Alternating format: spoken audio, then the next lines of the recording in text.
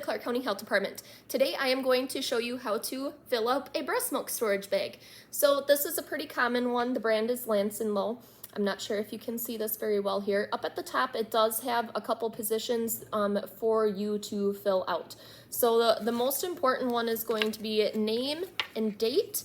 You're going to want to make sure that you put this on there every single time. And then also it's going to have the volume and the time on here as well. So you can see that those are the spots down there. The date is going to be important for when you freeze it, because you're always going to want to use the bag that you stored first. You're going to want to take that one out and use it prior to the other ones that you have just pumped. It is important to do that because breast milk that is frozen in a deep chest freezer is good for about 1 year. If it's stored in a freezer that is connected to, say, a refrigerator, it is good for about 6 months. So you're really going to want to make sure that you use that breast milk that you maybe pumped a couple days after your baby was born before the stuff that you just pumped yesterday. Now, when you fill this up, I highly recommend don't go over. It says like do not fill past this line. I do recommend that you don't fill it all the way up to the top, just because when you are going to be freezing it, you want to get all of these little air bubbles out of there, and then this whole space, you want to make sure that you get the air out of this as well. When you're freezing it, I highly recommend to have a nice flat surface in your freezer so that you can lay this down flat. Once it is frozen, a lot of people will go ahead and then you can stack it up so that it takes up a lot less room. I've seen people use empty 12-pack boxes, like a 12-pack of soda. They'll take all the cans out of there, and once they're done using it, they'll put it in the freezer, and then they can sit these in there really nicely.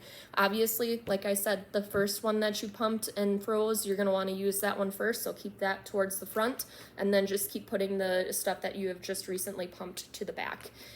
Really important to do that. Obviously, when you are putting your name on there, especially if you're taking your kiddos to daycare, there's going to probably be more than one baby there, so that way the daycare provider will know that that is the milk that goes to your baby, and then it will also have the volume on there. I always tell people to store the volume of milk that the baby is drinking at the time. So if you have a baby that's say newborn, couple months old, they're only drinking 3 ounces at a time, you don't need to put all 6 ounces in there. And in fact, they usually will make smaller breast milk bags for those newer, younger babies, so that way you don't have to have unwasted space and unwasted plastic in there.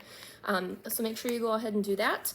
And then also, when you are taking out a breast milk from the freezer, it has already been frozen, you do not want to microwave this, just because microwaves can cause hot spots. So it doesn't heat it all the way through, it doesn't heat it evenly, and also it can sometimes break down good proteins that we don't want broken down, and that can be eliminated if you use, say, a warm container of water to gently thaw out and warm up the milk for that baby.